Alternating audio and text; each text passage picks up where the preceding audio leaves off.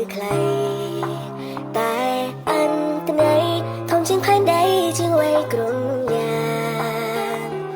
ដូចអូនដឹងបងជាមនុស្សងាយស្មងហើយយើងអាងអូនអាចតុងចិនបានផ្ញើប្រានផ្ញើជីវិតតាំងពីស្គាល់អូនសោកសៅរលាយភាពសប្បាយមានទាំងផ្លូវកាយមានទាំងផ្លូវចិត្ត